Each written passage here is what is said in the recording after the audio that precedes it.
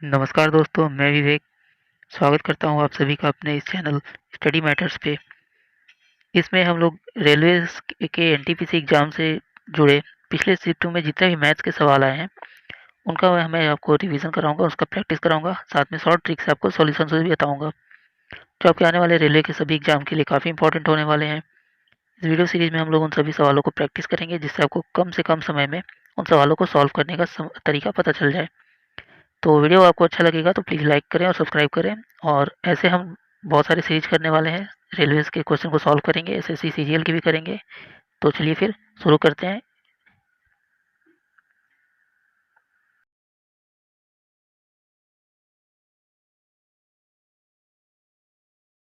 तो चलिए दोस्तों, शुरू करते हैं आज के पहले सवाल के साथ।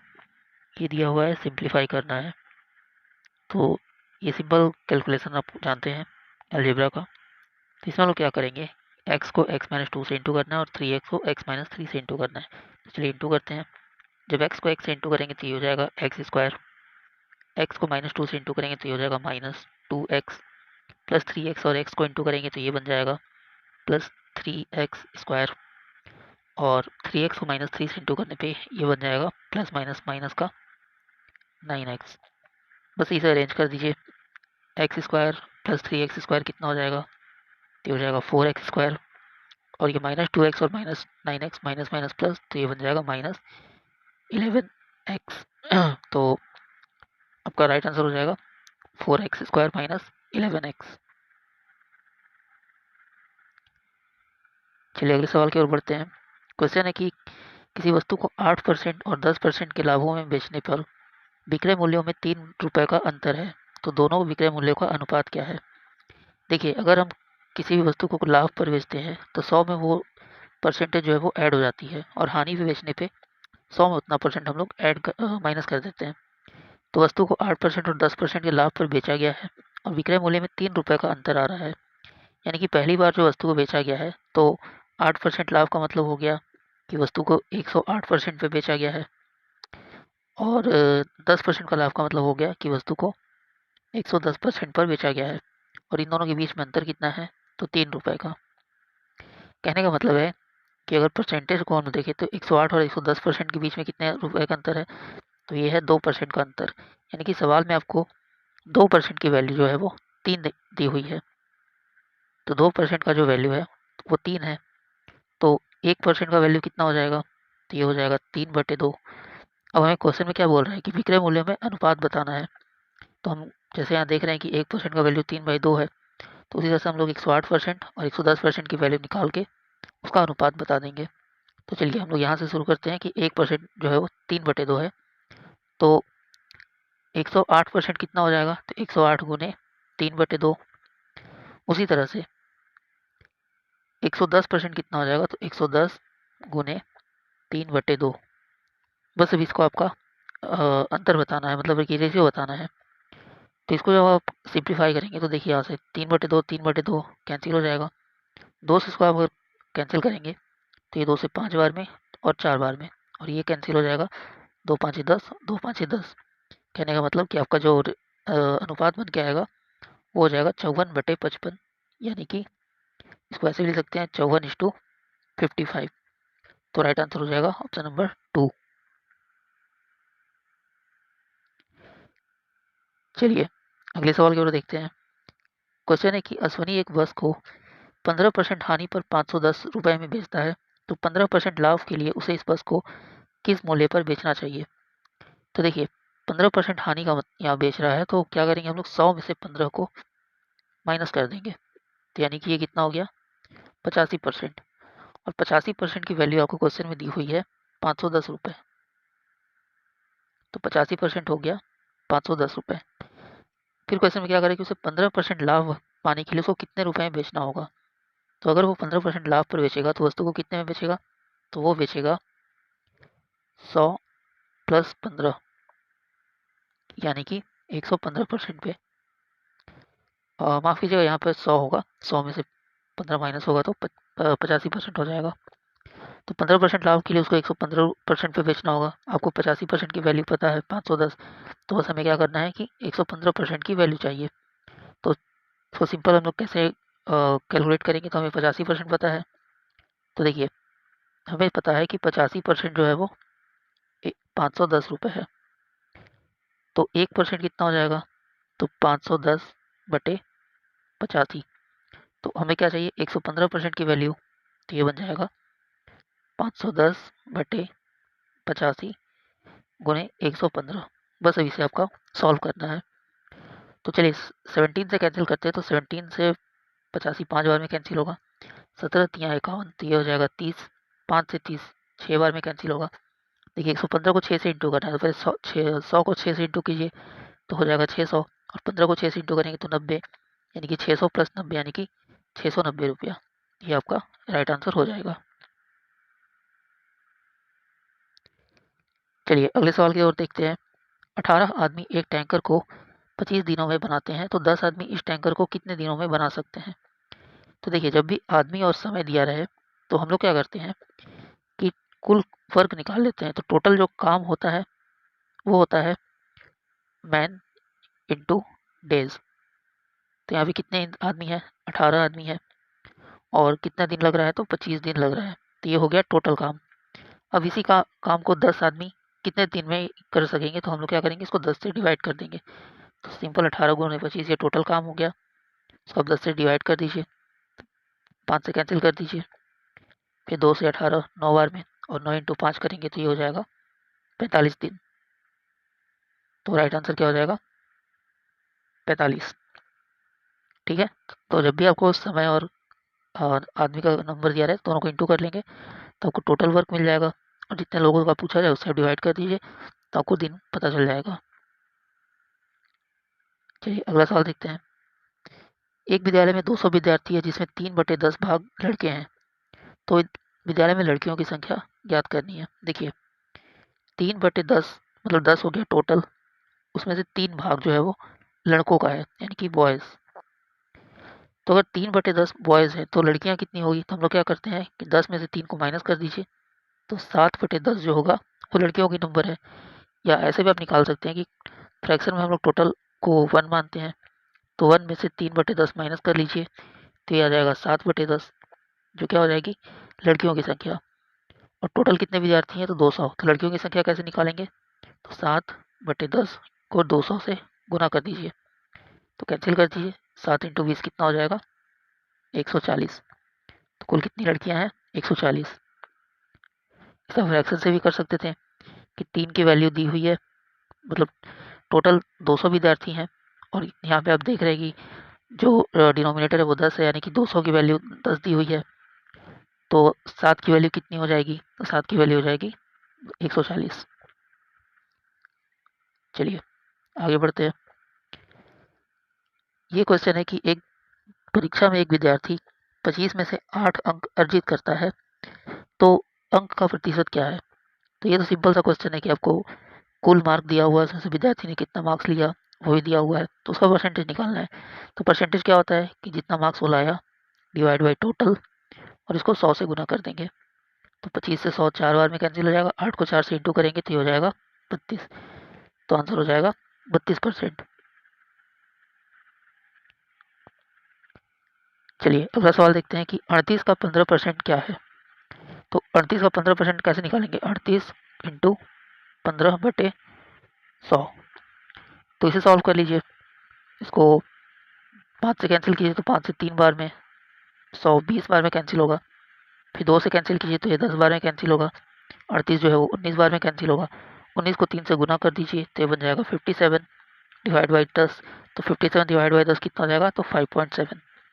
तो राइट आंसर होगा हो जाएगा 5.7, यानी कि 38 का जो 15% है वो 5.7 है।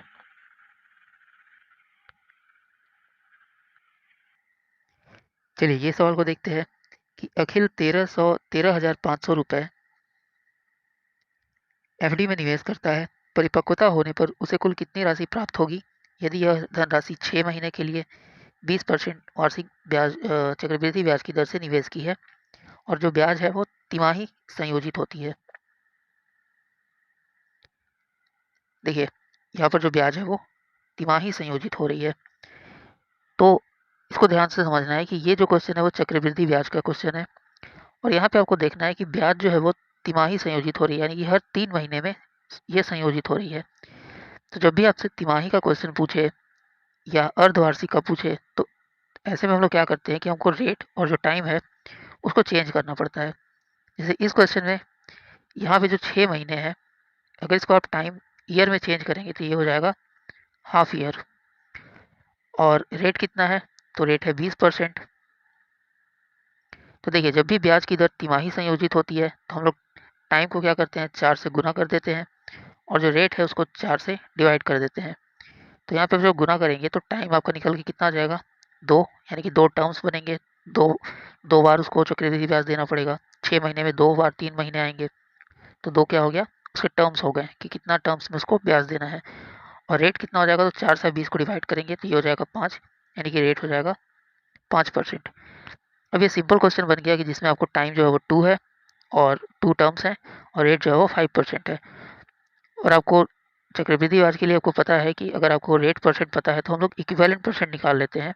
इक्विवेलेंट परसेंट का मतलब क्या है कि हमें जो परसेंटेज दिया रहता है वो 2 में, या वो जितने समय के लिए उस रेट को पूछा जाता है, जितने समय के लिए ब्याज की दर पूछी जाती है, तो उसे हम लोग इक्विवेलेंट परसेंट बना देते हैं। तो इक्विवेलेंट परसेंट कैसे बनाते हैं, तो इसके लिए फॉर्मूला आपको पता होगा कि ये होता है A plus B plus A into B by 100। यहाँ पर ए और बी अलग अलग भी हो सकते हैं और सेम भी हो सकते हैं। जैसे इस क्वेश्चन में ए और बी दोनों ही सेम है, दोनों कितने हैं, 5-5%। मतलब पहले टर्म के लिए भी 5% है, दूसरे टर्म के लिए भी 5% है। तो जब इक्विवेलेंट परसेंट निकालेंगे तो ये हो जाएगा 5 प्लस 5 प्लस 5 गुने 5 बटे में 100। तो ये कितना हो जाएगा, 5×5 10, 5×5 = 25, और 25 में नीचे 100 है तो ये 0.25 हो जाएगा, तो ये बन जाएगा 10.25%। ये हो गया आपका इक्विवेलेंट परसेंट। अब आपसे क्या पूछ रहा है कि क्वेश्चन में पूछ रहा है कि परिपक्वता होने पर उसे कुल कितनी राशि प्राप्त होगी, यानी कि आपसे अमाउंट पूछ रहा है। तो अमाउंट क्या होता है, प्रिंसिपल में जो ब्याज की दर ब्याज ऐड हो जाता है वो अमाउंट बन जाता है।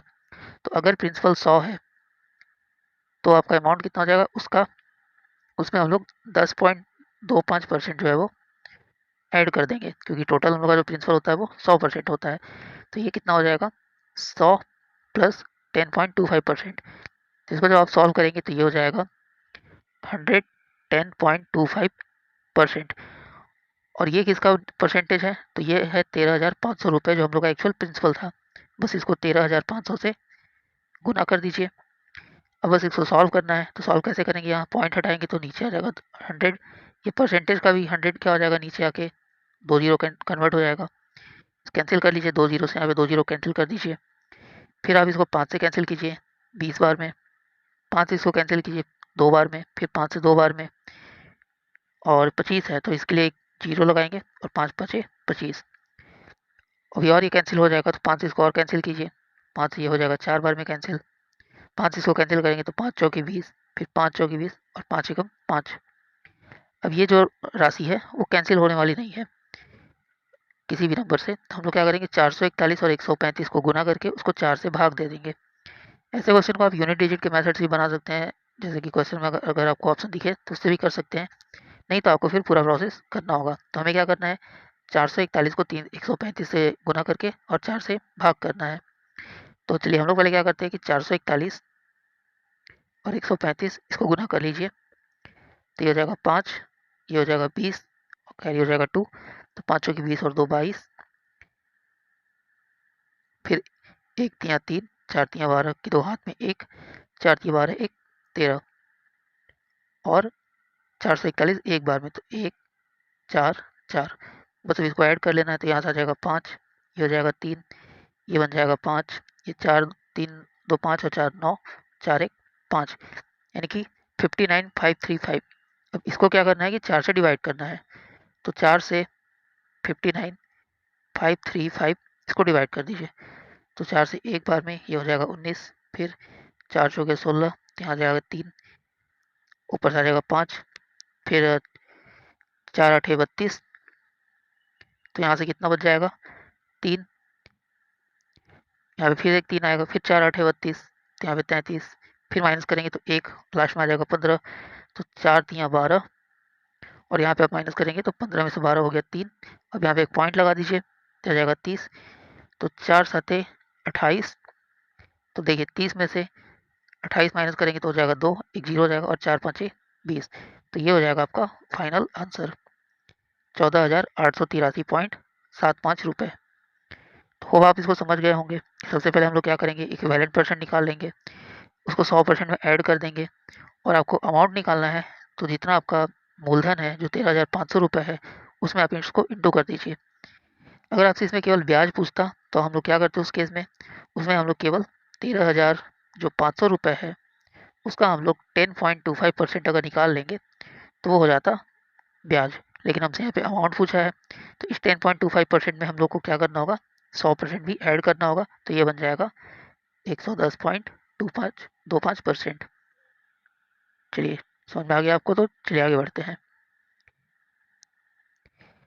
अब देखिए ये क्वेश्चन है कि भूमिका एक दूरी को पैदल तय करने और साइकिल से वापस शुरुआती स्थान पर आने में कुल 8 घंटे 20 मिनट का समय लेती है।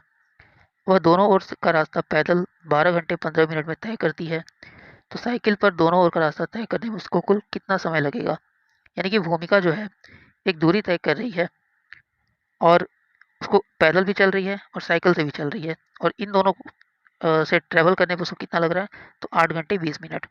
लेकिन अगर दोनों ओर का रास्ता वो पैदल ट्रैवल करती है तो उसको 12 घंटे 15 मिनट लगते हैं। तो आपको बताना है कि साइकिल से अगर वो दोनों तरफ से दोनों ओर से साइकिल से जाए तो उसे कुल कितना समय लगेगा। तो चलिए हम लोग पैदल को वॉक मतलब W मान लेते हैं और साइकिल को हम लोग मान लेते हैं C, यानी कि साइकिलिंग। तो देखिए पैदल और साइकिल से चलने पर उसको कितना समय लग रहा है, तो उसको लग रहा है 8 घंटा 20 मिनट। तो ये हो जाएगा 8 आवर 20 मिनट। लेकिन अगर दोनों ओर का रास्ता वो पैदल ट्रैवल करती है तो दोनों रास्ता पैदल ट्रैवल करने का मतलब क्या हो गया कि इसको हम W+W मान लेते हैं और इसमें उसको लग रहा है 12 घंटा 15 मिनट। तो यानी कि 2W कितना हो जाएगा, 12 घंटा 15 मिनट। तो यहाँ से W कितना हो जाएगा, तो इसमें 2 से डिवाइड कर देंगे। तो 12 घंटा 15 मिनट को जब 2 से डिवाइड करेंगे तो ये हो जाएगा 6 घंटा, और 15 को बाई 2 करेंगे तो 7.5 मिनट। यानी कि उसको वॉक करने में, यानी कि चल के जाने में एक ओर से कितना समय लग रहा है, 6 घंटा 7.5 मिनट। ठीक है, इसको याद रखना है कि 6 घंटा 7.5 मिनट उसको वॉक करने में लग रहा है। अब देखिए अब हमें पता था कि पैदल और साइकिल से चलने पर उसको कुल कितना समय लग रहा था, 8 घंटे 20 मिनट। और उसको W का वैल्यू हम निकाल चुके हैं। ठीक है, तो W यानी कि दोनों ओर का जो पैदल रास्ता तय करी थी उसको कितना समय लग रहा था, 6 घंटा 7.5 मिनट। तो प्लस C इक्वल टू 8 घंटा 20 मिनट। तो यहाँ से हम लोग साइकिल का टाइम निकाल लेंगे। तो ये जो 6 घंटा 7.5 मिनट है इसको दूसरी साइड जाएंगे तो माइनस हो जाएगा। तो 8 घंटे में से 6 घंटा माइनस हो जाएगा तो ये हो जाएगा 2 घंटा, और 20 मिनट में से 7.5 मिनट को आप माइनस करेंगे तो ये हो जाएगा 12.5 मिनट। अब क्वेश्चन में क्या पूछ रहा है कि अगर दोनों ओर का रास्ता वो साइकिल से तय करे तो उसको कुल कितना समय लगेगा। तो ये देखिए दोनों ओर का साइकिल से तय करेगी तो उसको 2C हो जाएगा, क्योंकि C+C 2C हो जाएगा। बस अब इसको 2 से गुना कर दीजिए। तो 2 घंटा को 2 से गुना करेंगे तो ये बन जाएगा 4 घंटा, और 12.5 को इंटू करेंगे तो ये हो जाएगा 25 मिनट। यानी कि उसको कुल कितना समय लगेगा, 4 घंटा 25 मिनट, जो आपका ये आंसर है। तो इस तरह के क्वेश्चन को आप इक्वेशन बना के सॉल्व कर सकते हैं। चलिए अगला क्वेश्चन है कि 1.5 सेंटीमीटर त्रिज्या वाले गोले का पृष्ठीय क्षेत्रफल वर्ग सेंटीमीटर में क्या होगा, और पाई का वैल्यू 22/7 लेना है। तो गोला का पृष्ठीय क्षेत्रफल का आपको फॉर्मूला पता है कि ये क्या होता है, एरिया इक्वल टू 4πr²। बस डायरेक्ट वैल्यू रखना है। तो 4 इंटू 22/7 गुने आर का स्क्वायर यानी कि 1.5 इंटू 1.5, जिसको हम 15/10 गुने 15/10 भी लिख सकते हैं।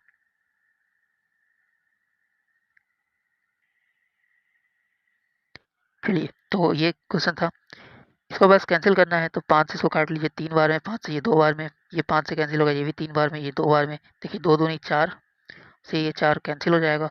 बस आपको इंटू करना है।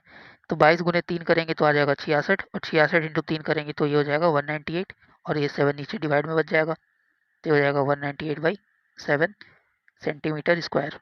इसका राइट आंसर हो जाएगा ये 198/7 सेंटीमीटर स्क्वायर। चलिए अगले क्वेश्चन की ओर देखते हैं कि आयुष चक्रवृद्धि ब्याज की 5% वार्षिक दर पर 3,000 रुपये उधार लेता है, तो 2 वर्ष का चक्रवृद्धि ब्याज क्या होगा यदि ब्याज जो है वो वार्षिक संयोजित होता है। तो जैसा कि अभी आपको मैंने बताया था कि चक्रवृद्धि ब्याज जब भी होता है तो उसको ही हम लोग क्या करते हैं कि अगर वार्षिक संयोजित हो रहा है तो टाइम जो दिया है या रेट जो दिया है उसमें कोई चेंज करने की ज़रूरत नहीं पड़ती है। अर्धवार्षिक दिया है तो हम लोग क्या करते हैं, टाइम और रेट को चेंज करते हैं, उसी तरह से तिमाही में चेंज करते हैं।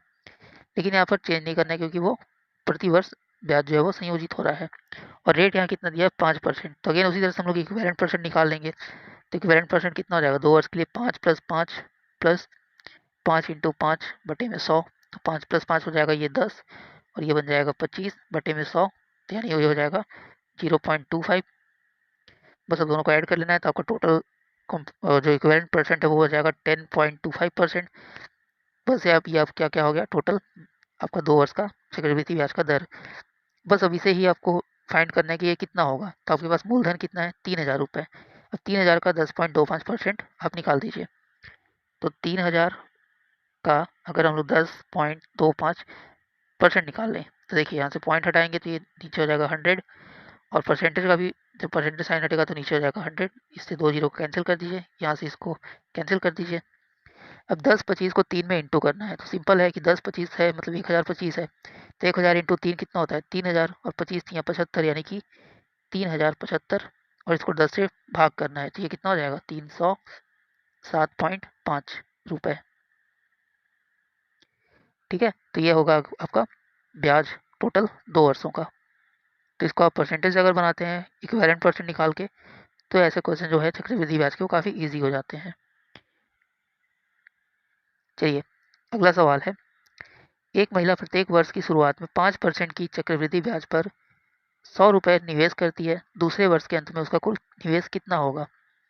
ये भी चक्रवृद्धि ब्याज का क्वेश्चन है। इसमें बोला जा रहा है कि एक महिला जो है वर्ष की शुरुआत में 5% की चक्रवृद्धि ब्याज की दर पे 100 रुपये निवेश करती है, तो दूसरा वर्ष जब अंत हो जाएगा तो उसका कुल निवेश यानी कुल उसका जो इन्वेस्टमेंट है वो कितना हो जाएगा। तो देखिए महिला ने पहले वर्ष क्या किया कि 100 रुपये इन्वेस्ट किए, उस पर उसको 5% का चक्रवृद्धि ब्याज मिला, जिसको पहले वर्ष में सिंपल इंटरेस्ट और चक्रवृद्धि ब्याज एक ही होता है। तो 10 का 5% अगर निकालेंगे तो ये कितना हो जाएगा 5 रुपये। यानी कि पहले वर्ष का जब खत्म हुआ, पहला वर्ष जब खत्म हुआ तो महिला कितने रुपए उसकी इन्वेस्टमेंट हो गए, तो 105 रुपये। 100 उसने इन्वेस्ट किया था और 5 उसका इंटरेस्ट मिला, तो दोनों ऐड होके कितना हो गया 105 रुपये। अब जैसे ही दूसरा वर्ष शुरू होगा तो वो क्या करेगी 100 रुपये और जमा कर देगी। तो अब दूसरे वर्ष की शुरुआत में उसका इन्वेस्टमेंट कितना हो जाएगा, तो ये बन जाएगा 105 + 100 यानी कि 205 रुपये। अब इस 205 रुपये पे भी क्या मिलेगा उसको 5% का इंटरेस्ट मिलेगा। ठीक है, यानी कि ये हो गया उसका इन्वेस्टमेंट कब 2 साल के शुरुआत में। अब इसका भी 5% मतलब निकालेंगे तो ये इसमें ऐड हो जाएगा। तो देखिए ये कितना बन जाएगा,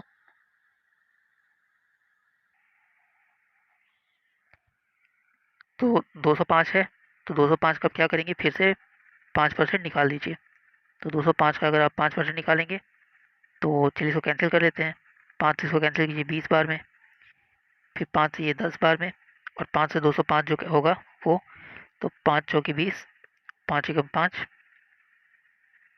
ठीक है, तो ये हो जाएगा आपका 4.1। तो 4.1 जो हो गया ये क्या हो गया दूसरे वर्ष का।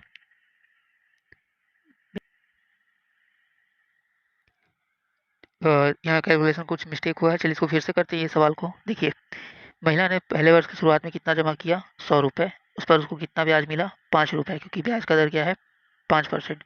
तो ये कुल राशि उसकी कितनी हो गई 105 रुपये एक वर्ष के एंड होने पे। दूसरा वर्ष जैसे ही होता है वो महिला क्या करती है 100 रुपये इसमें और जमा कर देती है। तो अब महिला ने कितना इन्वेस्ट कर दिया है, तो 105 पहले के और 100 रुपये बाद बाद में उसने जमा किया, तो ये हो जाएगा 205 रुपये। इस 205 रुपये पे भी क्या मिलेंगे उसको 5% का इंटरेस्ट मिलेगा। तो इसका 5% निकाल लीजिए 205 का, तो ये 5 से कैंसिल कीजिए 20 बार में, फिर 5 से कैंसिल कीजिए 4 बार में, 5 से ये 4 बार में और 1 बार में, यानी 41/4। तो 41/4 है, तो 10 4 से आप 41 को डिवाइड करेंगे तो 4 दहिया 40। ठीक है, और डेसिमल के बाद ये 10 हो जाएगा, तो 4 दूनी 8 और 4 पंचे 20, यानी कि 10.25 रुपये उसको 2 वर्ष के अंत में ब्याज मिला। तो क्वेश्चन में पूछा जा रहा है कि उसने कुल कितना निवेश होगा 2 वर्ष के अंत में। तो देखिए 2 वर्ष के पहले उसका कितना निवेश था 205 रुपये, और 2 वर्ष होने के बाद उसको ब्याज कितना मिला तो 10.25 रुपये। तो वर्ष के स्टार्टिंग में कितना था 205, और वर्ष के एंड होने पे कितना मिला 10.25 रुपये। तो उसका कुल इन्वेस्टमेंट जो है वो 2 वर्ष के अंत में कितना हो जाएगा, तो ये हो जाएगा 215.25 रुपये। ये हो जाएगा उसका कुल इन्वेस्टमेंट 2 वर्ष के समाप्त होने पे। ठीक है, आई होप अब इसको समझ में आ गया होगा आपको। ये सिंपल कंपाउंड इंटरेस्ट वाला ही आपका सवाल है। पहले वर्ष बस जितना भी उसने इन्वेस्ट किया उसका 5% निकाल दीजिए, जितना आया उसको फिर से ऐड कर लीजिए, दूसरे वर्ष का प्रिंसिपल हो जाएगा, उसका फिर से आप 5% निकाल दीजिए, और टोटल जितना भी ब्याज है उसको आप ऐड कर लीजिए 2 वर्ष के पहले के जो इन्वेस्टमेंट था उसमें। चलिए आगे की ओर क्वेश्चन में बढ़ते हैं। डिवाइड 162 मतलब 162 रुपये को 2:3:6:7 रेशियो के अनुपात में बांटना है। तो ये अनुपात में आप कैसे बांटेंगे, देखिए ये सर क्वेश्चन को करने के लिए आप सिंपली क्या कीजिए कि 2 3 6 7 इन सबको ऐड कर दीजिए, 2 + 3 + 6 + 7, ये कितना हो जाएगा 3 2 5 6 11, 11 और 7 18, यानी ये हो गया 18, और 18 की वैल्यू टोटल कितनी है 162। तो आपको पता है कि 18 से 162 जो 9 बार में कैंसिल होता है, यानी एक की वैल्यू हो गई 9। तो बस आपसे संबंधित अनुपात रुपए में पूछ रहा है, तो बस आपको जो भी अनुपात दिया हुआ है 2 3 6 7 इसको 9 से इंटू कर दीजिए। तो 2 को 9 से इंटू करेंगे तो कितना हो जाएगा, ये हो जाएगा 18, 3 को 9 से इंटू करेंगे तो 27, 6 से 9 को इंटू करेंगे तो 54, और 7 9 63। तो बस ये आपके अमाउंट हो जाएंगे 18, 27, 54, 63।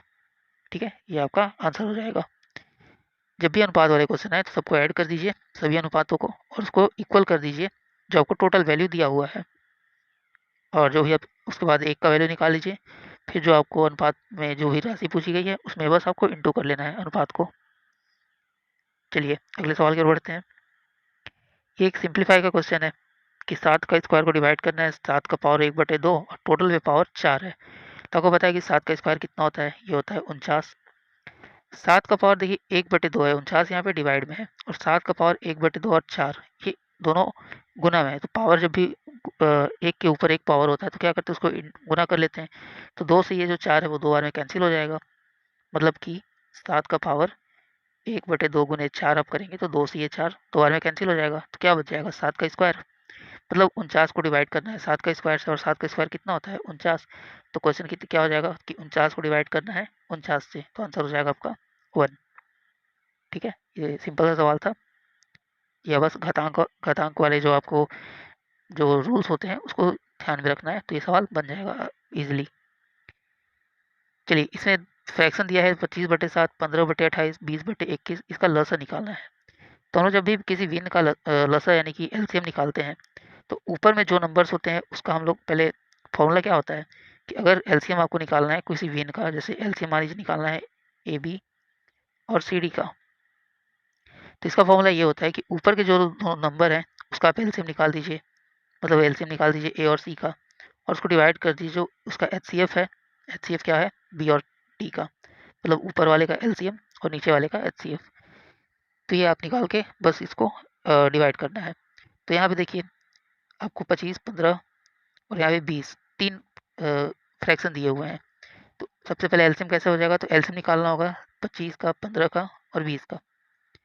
ठीक है, तो 25, 15 और 20 का जब आप एलसीएम निकालेंगे तो ये हो जाएगा 300। एलसीएम आपको निकालने आता है। ठीक है, इस तरह से आपने मेथड पढ़ा है कि 25, 15, 20 इसको आप डिवाइड करेंगे 5 से, ये 5 बार में, ये 3 बार में, ये 4 बार में, बस इंटू कर लीजिए 5 पचे 25, 25 तियाँ 75, और 75 इंटू 4 हो जाएगा 300।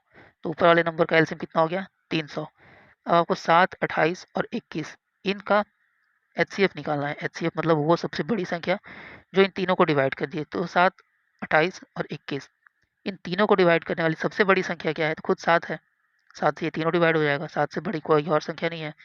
तो बस इसका टोटल जो फ्रैक्शन है उसका आपका एलसीएम कितना हो जाएगा, तो 300/7, यानी क्वेश्चन नंबर 1 ये हो जाएगा राइट आंसर।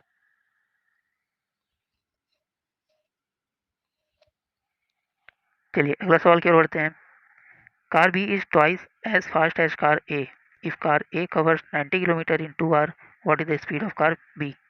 मतलब सवाल ये है कि कार बी जो है वो दोगुना स्पीड है उसका कार ए से। अगर ए कोई कार है उसका कार और दूसरा कार बी है, तो कार बी की अगर स्पीड 2 है तो कार ए की 1 होगी, क्योंकि बी क्या है, ए का डबल है।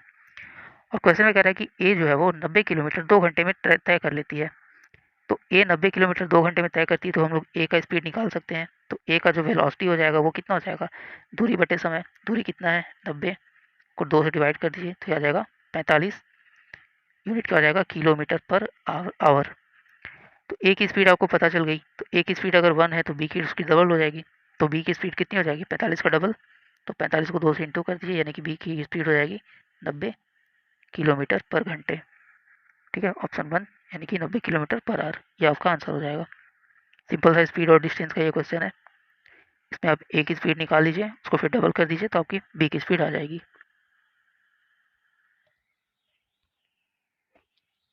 चलिए उसके बाद सेम वही से वैसे ही क्वेश्चन है कि ratio of speed of X and Y is 5:7।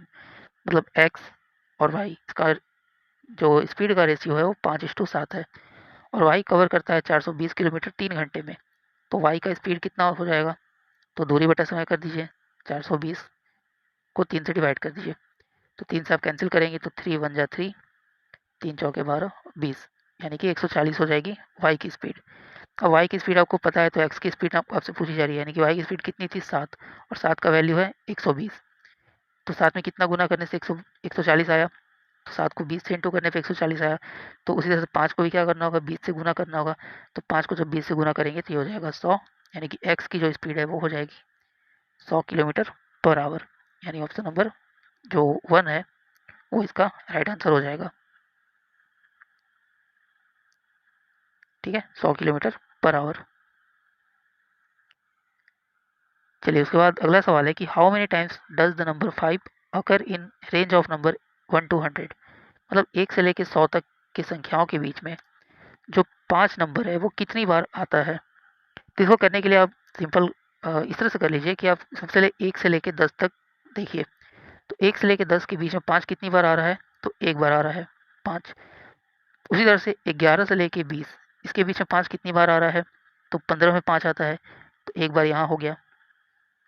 फिर अगर आप 20 से लेके 30 देखेंगे, मतलब 21 से 30 देखेंगे, तो इसके बीच में भी कितनी बार आ रहा है, तो एक बार आ रहा है। तो इस तरह से आप देखेंगे कि 1 से 10 के बीच एक बार, 11 से 20 के बीच एक बार, 21 से 30 के बीच एक बार, 31 से फिर आप 40 देखेंगे तो उसके बीच भी कितना आ जाएगा, एक बार। 40 से जब आप 41 से जब आप 50 देखेंगे तो उसके बीच में 5 कितनी बार आएगा, तो देखिएगा 2 बार आएगा। एक बार 45 में 5 आ रहा है तो +1, और एक बार 50 में खुद 5 आ रहा है तो +1। लेकिन अब 51 से लेके हम लोग जब 60 तक देखेंगे तो 51 से 60 के बीच में 50 कितनी बार आएगा, तो देखिए 51 से लेके 59 तक 5 कितनी बार आएगा, 9 बार आएगा। क्योंकि 51 से लेके अगर हम 59 देखें तो इसमें 5 कितनी बार आ रहा है, तो 51 52 करते करते अब अगर देखेंगे तो इसे 5 जो है वो 9 बार आ रहा है। लेकिन एक और बात याद रखना है आपको, जो 55 है उसमें जो 5 है वो 2 बार आ रहा है। तो एक बार तो काउंट हो गया, तो एक बार और हम लोग काउंट कर लेंगे, यानी कि कितनी बार 5 आएगा, तो 10 बार 51 से 59 के बीच में, या 60 के बीच में मान लीजिए, इसको 60 मान लेते हैं। उसी तरह से 61 से लेके अगर आप 70 देखेंगे तो कितनी बार 5 आएगा, एक बार। 71 से लेके अगर आप 80 देखेंगे तो उसमें 5 कितनी बार आ रहा है, एक बार। फिर आएगा 81 से लेके 90 तक, तो उसमें भी एक बार 5 आएगा। और अगर 91 से लेके 100 तक देखेंगे तो उसमें भी 5 एक बार आ रहा है। तो बस इसको आप ऐड कर लीजिए, तो 1 2 3 4 5 6, 6 और 10 हो गए 16, 17 18 19 20, यानी कि टोटल 5 कितनी बार आ रहा है, तो 20 बार आ रहा है। इसमें बस आपको एक चीज़ याद रखना है कि जब आप 51 से लेके 59 या 60 तक की काउंटिंग करेंगे तो उसमें सभी नंबर में 5 आ रहा है, क्योंकि 51 से लेके 59 तक सब में 5 है, और 55 में 2 बार 5 है। तो 51 से लेके 59 के बीच में टोटल 10 बार 5 आएंगे। बाकी सभी में एक एक बार 5 आ रहा है, तो सबको आपको ऐड कर देना है, यह आंसर हो जाएगा आपका। चलिए अगला सवाल देखते हैं कि 2.5 किलो सब्जी का मूल्य 120 रुपये है, तो आधा किलो सब्जी का मूल्य कितना होगा। 2.5 किलो का मतलब हो गया 2.5 का वैल्यू दिया है 120। तो आधा किलो का मतलब क्या होता है 0.5, तो एक का वैल्यू कितना हो जाएगा 120 डिवाइड बाई 2.5। तो आधा किलो का मतलब हो गया 0.5, तो 0.5 कितना हो जाएगा 120 डिवाइड बाई 2.5 इंटू 0.5, तो पॉइंट से पॉइंट कैंसिल हो जाएगा। 5 से देखिए 25, 5 बार में कैंसिल हो जाएगा। 5 से 120 को कैंसिल कीजिए तो 5 दूनी 10, 5 चौके 20, यानी कि 24। सी राइट आंसर आपका 24 हो जाएगा।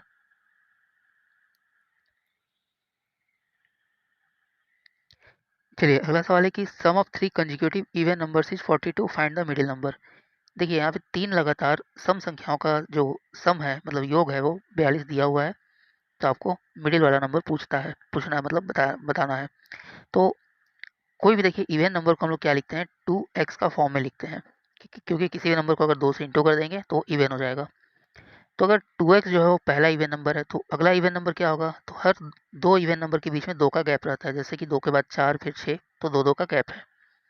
तो देखिए पहला नंबर अगर 2 प्लस 2x है, तो अगला नंबर क्या हो जाएगा, 2x प्लस 2, 2 बढ़ जाएगा। उसका अगला नंबर क्या हो जाएगा, 2x प्लस 4, तो ये भी बढ़ जाएगा। और इसका सम दिया है 42, यानी कि सबको अगर ऐड कर लेंगे तो ये हो जाएगा 42। चलिए ऐड कर लीजिए, तो 2x 2x 4x और 2x, यानी कि हो गया 6x। ये हो गया 6x, और 2 प्लस 4 कितना हो गया, 6, इक्वल टू 42। तो यहाँ से x निकालना है। तो देखिए 42 में से 6 माइनस हो जाएगा। तो 42 में से जब आप 6 को माइनस करेंगे तो ये कितना हो जाएगा, ये बन जाएगा 36। और 36 में x के साथ 6 डिवाइड में था, तो ये इंटू में था, तो ये हो जाएगा डिवाइड, यानी x आ गया 6। एक्स 6 आने के बाद हम लोग क्या करना है कि मिडिल नंबर निकालना है। मिडिल नंबर क्या है हम लोग का, 2x प्लस 2। तो 2x प्लस 2 में अगर आप 6 का x के जगह पे 6 रखेंगे तो 2 गुने 6 कितना हो जाएगा, 12 प्लस 2 14। यानी कि आपका जो मिडिल नंबर होगा वो कितना हो जाएगा, 14, यानी कि ऑप्शन नंबर डी। ठीक है, तो ये हो गया सम संख्या। अगर मान लीजिए इसी क्वेश्चन में आपसे विषम संख्या पूछता, तो विषम संख्या का जो स्टैंडर्ड फॉर्म होता है वो क्या होता है, 2x प्लस 1। मतलब किसी भी नंबर को डबल करके उसमें एक जोड़ देंगे तो हो जाएगा विषम संख्या। और 2 लगातार विषम संख्याओं के बीच में गैप जो होता है वो भी 2 का ही होता है। तो अगर पहला संख्या 2x प्लस 1 है तो दूसरा कितना हो जाएगा, 2x प्लस 3। उसके बाद क्या हो जाएगा, 2x प्लस 5। ठीक है, तो अगर आप विषम संख्या एग्जाम में आता है तो उसे भी आप इस तरह से सॉल्व कर सकते हैं। चलिए अगला सवाल देखते हैं कि ये सिंपल एक कैलकुलेशन, इसको सॉल्व करना है। तो देखिए x को पहले 2x और फिर माइनस वाई में इंटू करते हैं। देखिए x को 2x में इंटू करेंगे तो क्या हो जाएगा, 2x स्क्वायर। फिर x को माइनस वाई से इंटू करेंगे तो क्या हो जाएगा, माइनस एक्स वाई। उस तरह से 2y को अब 2x में इंटू करेंगे तो ये कितना हो जाएगा, प्लस 2 इंटू 2 यानी कि 4xy। और उसी तरह से प्लस 2y को माइनस वाई में इंटू करेंगे तो हो जाएगा plus minus minus 2y square. बस अभी इसको सॉल्व कर लेना है। देखिए यहाँ पे माइनस एक्स वाई और यहाँ पे प्लस में 4xy, तो प्लस माइनस माइनस 4xy में से xy को लेस करेंगे तो हो जाएगा 3xy, लेकिन साइन किसका होगा, प्लस का। तो ये फाइनली आपका आंसर क्या हो जाएगा, 2x स्क्वायर। ये दोनों हो जाएंगे प्लस 3xy और माइनस में 2y स्क्वायर। तो ये सवाल, ये जवाब किस में है, तो ये हो गया ऑप्शन नंबर बी में। ये सिंपल सा सॉल्व था, इसको कैलकुलेशन आप इस तरह से कर सकते हैं। चलिए अगले सवाल की ओर बढ़ते हैं कि ये आपको आंकड़े दिए हुए हैं, ये आपको आंकड़े दिए हुए हैं। इस तरह से पूछ रहा है कि माध्य और बहुलक क्या होगा। तो देखिए बहुलक निकालना तो बहुत ईजी है, जो संख्या सबसे ज़्यादा बार आता है वो हो जाता है बहुलक। तो इसमें देखिए सबसे ज़्यादा बार क्या आ रहा है, तो जैसे एक है, एक यहाँ भी आया है, 1 2 3 4 5 बार आया है। अगला संख्या देखते हैं 9, तो 9 एक बार, 2 बार, 3 बार, 4 बार। तो 9 4 बार आ रहा है, 1 5 बार आ रहा है, बाकी कोई संख्या उतनी ज़्यादा रिपीट नहीं हो रही है। तो इसका जो बहुलक हो जाएगा, यानी कि मोड जो हो जाएगा, वो क्या हो जाएगा, तो हो जाएगा 1। अब बहुलक 1 है और हम लोग को अब क्या निकालना है, माध्य। माध्य कैसे निकालते हैं, सभी को हम लोग सभी संख्याओं का जो सभी संख्याओं को जोड़ प्लस डी, जितनी संख्या होती है उसको डिवाइड कर देते हो। मतलब जितनी संख्याएं आपको दी हुई है सबको ऐड कर दीजिए और जितनी संख्या है उसे डिवाइड कर दीजिए। तो चलिए मोड यहाँ पे हम लोग का 1 आ गया। अब हम लोग मीन निकालते हैं। मीन कैसे निकालेंगे, जितनी भी संख्याएं सबको जोड़ दिया है, मतलब कि 1 plus 9 plus 5 plus 4 plus 2 plus 1 plus 9 plus 9 plus 2, फिर plus 1 plus 9 plus 1 plus 2 plus 1, सबको जोड़ देना है। और टोटल कितनी संख्या है, तो 1 2 3 4 5 6 7 8 9 10 11 12 13 14, टोटल 14 संख्याएं हैं। तो चलिए सबको ऐड करते हैं हम लोग। तो 9 और 1 10, 10 5 15, 15 और 4 19, 19 और 2 21, 22, 22 में फिर आप 9 जोड़ेंगे तो 31, 31 में 9 जोड़ेंगे 40, ये हो जाएगा 42, 43, 43 में 9 जोड़ेंगे तो ये हो जाएगा 52, 1 53, 54 55 और एक हो जाएगा 56। तो टोटल कितना हो गया 56। और टोटल कितनी संख्याएं हैं तो 14।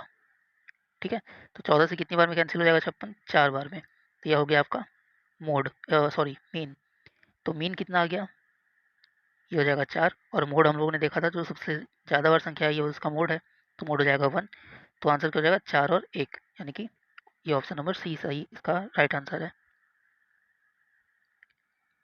चलिए अगला सवाल है कि ये ट्रिग्नोमेट्री का क्वेश्चन है कि इसको सॉल्व करना है। देखिए ये बहुत ही इजी क्वेश्चन है, देखने में भले आपको टफ लग रहा होगा, लेकिन अब जैसा कि आप ट्रिग्नोमेट्री में फॉर्मूला पढ़े हैं कि sec square theta minus tan square theta, इसका वैल्यू होता है 1। अब यहाँ क्वेश्चन को ध्यान से देखिए, sec square theta minus tan square theta, तो इसकी जगह अपन लोग क्या लिख सकते हैं 1 प्लस बीच में क्या है 2 टेन थीटा। और कॉट थीटा को क्या लिख सकते हैं, कॉट जो होता है वो 10 का उल्टा होता है, यानी कि इसको हम लोग लिख सकते हैं कॉट को 1/10। यहाँ से टेन थीटा कैंसिल, क्या हो जाएगा 2। तो 2 और 1 कितना हो जाएगा 3।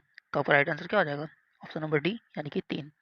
इसके लिए आपको ट्रिग्नोमेट्री के ये फॉर्मूला याद होने चाहिए।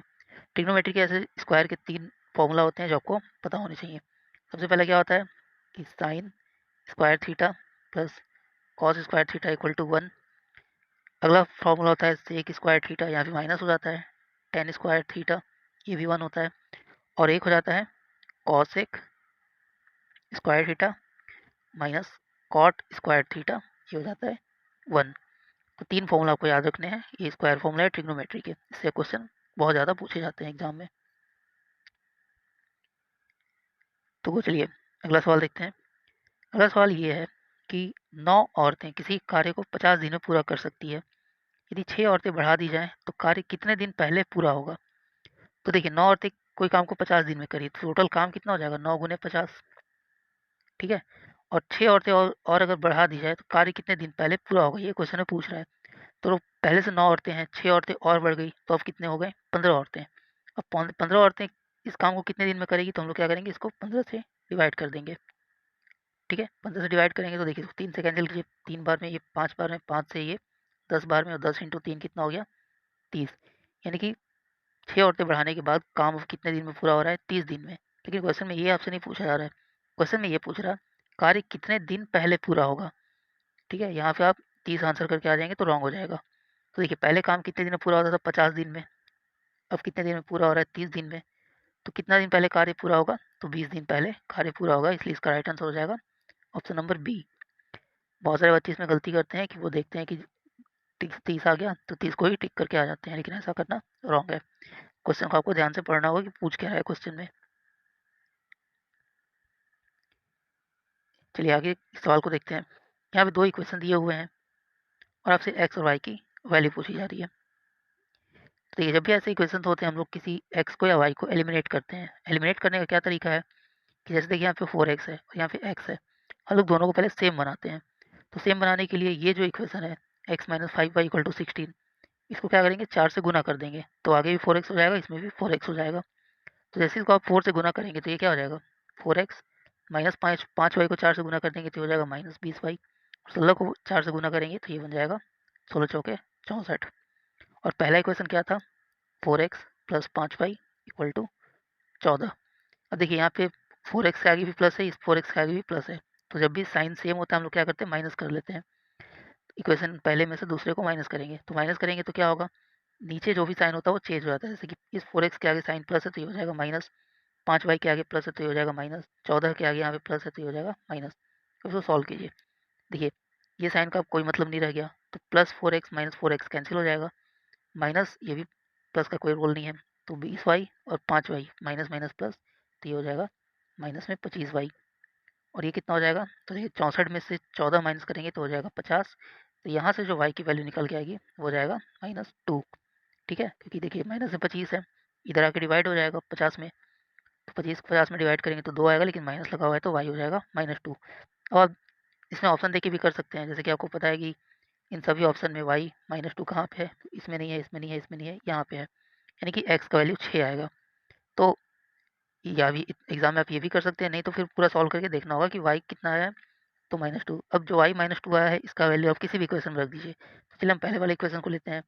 तो 4x प्लस 5y, तो y का वैल्यू कितना था -2 और ये कितना है 14। देखिए 5 इंटू -2 करेंगे तो 10 हो जाएगा, लेकिन माइनस में आएगा, और ये 10 दूसरी साइड जाकर क्या हो जाएगा +10। तो 14 और 10 कितना हो जाएगा 24। यहाँ 4 इंटू में है तो यहाँ पे आगे डिवाइड हो जाएगा। 4 से 24 काटेंगे तो 6, यानी कि यहाँ से x आ जाएगा 6। तो फाइनली आपको वही आंसर मिलेगा कि x 6 और y -2। ठीक है, तो इस तरह के क्वेश्चन जब भी आएंगे तो इसको इक्वेशन को पहले आपको इक्वल करके और प्लस या माइनस करना होता है। प्लस कब करते हैं जब अलग अलग साइन हो, माइनस कब करते हैं जब सेम साइन हो। चलिए अगले सवाल की तरफ देखते हैं। देखिए ये क्वेश्चन पूछ रहा है कि find the range of data, और ये डाटा आपको दिया हुआ है। तो देखिए जो रेंज होता है किसी भी डाटा का, तो रेंज का मतलब होता है कि जो आपका मैक्सिमम वैल्यू है उसमें से आप मिनिमम वैल्यू को माइनस कर दें। तो इस डेटा में देख रहे हैं कि सबसे मैक्सिमम क्या है, तो यहाँ पे 19 जो है वो सबसे मैक्सिमम है, तो मैक्सिमम हो जाएगा आपका 19। और सबसे कम वैल्यू क्या है, तो 9। तो 19 में से 9 माइनस कर देंगे तो ये हो जाएगा 10, यानी आपका राइट आंसर हो जाएगा 10, ऑप्शन नंबर बी। तो ये रेंज आपका फॉर्मूला याद रखिएगा, कोई भी डाटा का जो रेंज होता है वो उसका maximum value minus minimum value होता है। ठीक है, चलिए आगे बढ़ते हैं। इसको एक्सपेंड करना है x+2 s+2 और स्क्वायर होल क्यूब है। तो ये सिंपल फॉर्मूला है किसका, तो a plus B whole cube का। जैसे आपको पता है कि a plus B whole cube, इसका फॉर्मूला क्या होता है, ये होता है a cube plus B cube plus 3a² b और प्लस 3ab²। बस आप इसको वैल्यू रख दीजिए। a की जगह पे s रखना है, b की जगह पे 2 रखना है। तो सबसे पहले a क्यूब, तो a क्यूब कितना हो जाएगा s³ प्लस b क्यूब मतलब b 2 है तो 2 का क्यूब कितना होता है 8 प्लस 3a² b। तो देखिए 3 इंटू a का स्क्वायर मतलब s का स्क्वायर, और b कितना है 2, ये इंटू में है, और प्लस 3ab² होता है। तो 3 इंटू a कितना है s और b कितना है 2। तो ये क्या हो जाएगा 2 का स्क्वायर। बस सॉल्व कर दीजिए, तो यहाँ से आ जाएगा s³ प्लस 8, देखिए 3 गुने 2 6 s², हो जाएगा 6s² प्लस 2 का स्क्वायर कितना होता है 4 इंटू 3, 4 इंटू 3 हो जाएगा 12s। ठीक है, तो ये आपका फाइनली आंसर हो जाएगा। तो ये किस ऑप्शन में है, तो देखिए s³ plus 6x² plus 12x plus 8, ये आपको ऑप्शन नंबर सी में यहाँ पे मिल रहा है। तो आपका जो राइट आंसर हो जाएगा वो हो जाएगा ऑप्शन नंबर ये सी। सिंपली आपको इसमें एक्सपेंड करना था। चलिए अगला सवाल देखते हैं कि Vikram and Vivek can finish a work in 50 days, यानी विक्रम और विवेक किसी काम को 50 दिन में पूरा कर लेते हैं। उन लोगों ने दे वर्क टुगेदर, यानी कि उन लोगों ने साथ में काम किया कितने दिन तक, 20 दिन तक, और उसके बाद छोड़ दिए। तो बताइए काम कितना पूरा हुआ। तो देखिए विवेक और विक्रम दोनों मिलकर के काम को कितना दिन में करते हैं 50, यानी कि 50 दिन में वो काम जो है वो पूरा हो जाएगा। लेकिन उन लोगों ने किया कितने दिन, तो 20 दिन ही किया। ठीक है, 50 दिन तक वो करते तो काम पूरा हो जाता, लेकिन उन्होंने 20 दिन ही किया।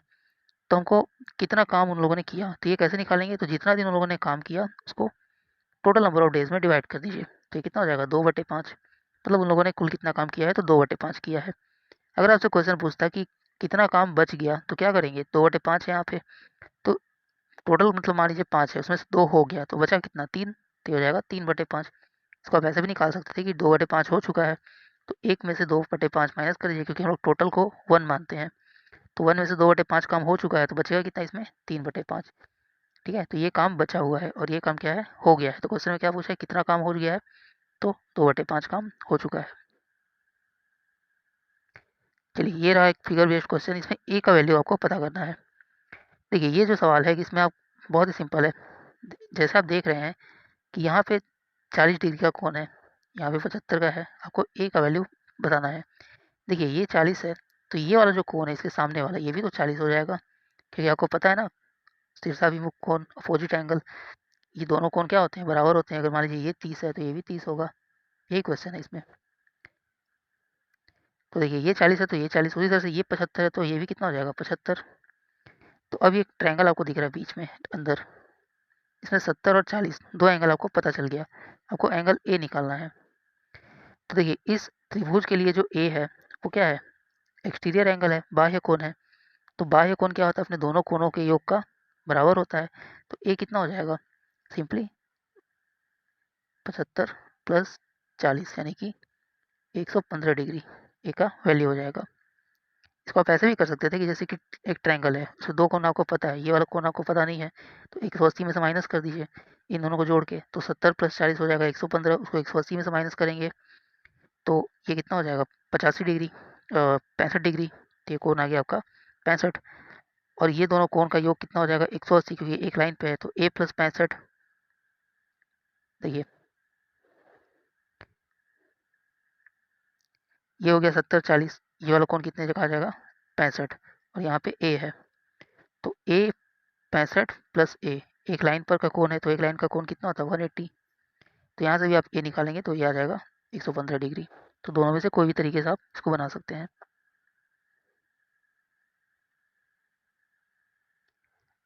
चलिए अगला सवाल है कि एक 18 फीट ऊंचा बिजली का खंभा 6 फीट ऊंचे पेड़ से 10 फीट की दूरी पर स्थित है, तो पेड़ की परछाई लंबाई में क्या होगी।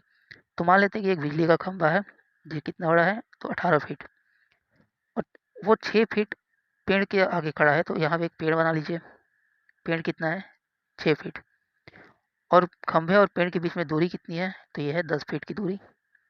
तो आपसे पूछ रहा है कि पेड़ की परछाई की लंबाई कितनी होगी, तो देखिए पेड़ की जो परछाई बनेगी वो इधर बनेगी, तो हम लोग क्या करेंगे कि इस तीनों लाइनों को इस तरह से मिला लेंगे, ठीक है, और इसको नाम दे दीजिए ए बी सी, इसको डी और इसको ई।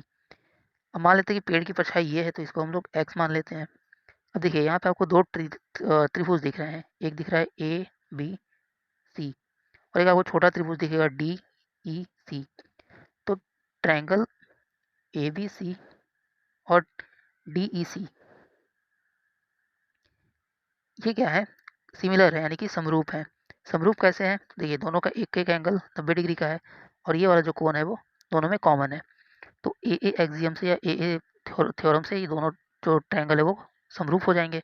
और समरूप ट्रायंगल में क्या होता है कि जो करस्पॉन्डिंग साइड होता है, यानी कि जो संगत भुजा होता है, उसका अनुपात सेम हो जाता है, यानी कि इसका ए बी तो इसका डी ई, इस तरह से इसका पूरा अगर बी सी लेंगे आप तो इसका ई सी, यानी कि इस ट्रायंगल में अगर हम बात करें तो दोनों ट्रायंगल क्या है समरूप हैं, और समरूप होने के बाद हम ये बोल सकते हैं कि ए बी और डी ई, तो क्या हो जाएगा ए बी बटे में डी ई, ये बराबर होगा किसका, तो पूरा बी सी बटे ई से लेके सी तक ये वाला, तो ई सी, क्योंकि दोनों ट्रायंगल समरूप है। बस आप सबका वैल्यू रख दीजिए, तो ए बी कितना है 18, डी कितना है 6, बी सी कितना है x, और ई सी कितना है, तो देखिए ई सी हो जाएगा बी सी माफ़ कीजिएगा x प्लस 10 हो जाएगा, 10 + x जो बी सी की वैल्यू है, और ई सी की जो वैल्यू है वो जाएगा 6। बस अब इसको क्रॉस इंटू कर दीजिए, क्रॉस इंटू करेंगे तो यहाँ पे आ जाएगा, देखिए 18 से x इंटू होगा और 6 से ये इंटू होगा, तो 18 से जब आप x को इंटू करेंगे तो बन जाएगा 18x इक्वल टू 6 से इसको जब इंटू करेंगे तो हो जाएगा 60 प्लस 6 गुना x 6x। देखिए 18x में से 6x माइनस हो जाएगा तो 12x बचेगा, तो 12x का वैल्यू 60 है, तो x कितना हो जाएगा 12x का यहाँ से वैल्यू आ जाएगा 60, तो x हो जाएगा 60/12 यानी कि 5। हमें x की वैल्यू चाहिए थी, तो x कितना हो जाएगा 5 फीट, यानी कि जो पेड़ है उसकी परछाई 5 फीट की होगी। तो ये थे दोस्तों आज एनटीपीसी के आपके जो क्वेश्चंस पूछे गए हैं मैथ्स के, उसके सॉल्यूशंस। वीडियो आपको अच्छा लगा है तो प्लीज़ इसे लाइक कीजिए, चैनल को सब्सक्राइब जरूर कीजिए। मैं इस पर एनटीपीसी ग्रुप डी एसएससी के सीजीएल सीएचएसएल जितने भी एग्जाम्स हैं उनके मैथ्स के जो क्वेश्चंस हैं उसको मैं सॉल्व कराऊंगा, और आने वाली वीडियोस में आप देखेंगे कि मैं एनटीपीसी में जितने भी शिफ्ट हुए हैं पिछले के एग्जाम्स में 2017-19 जो भी एग्जाम्स हुए हैं सबका मैं यहाँ पे क्वेश्चन आपको सॉल्व कराऊंगा। तो वीडियो अच्छा लगा तो प्लीज़ चैनल को लाइक करें, सब्सक्राइब जरूर से ज़रूर कर लें, ताकि आगे आने वाले जितने भी वीडियो हैं उसका अपडेट आपको जल्द से जल्द मिल सके। तो चलिए मिलते हैं अगले क्लास में एक नए सीरीज़ के साथ, तब तक के लिए थैंक यू सो मच, और चैनल को सब्सक्राइब करना ना भूलें। Thank you.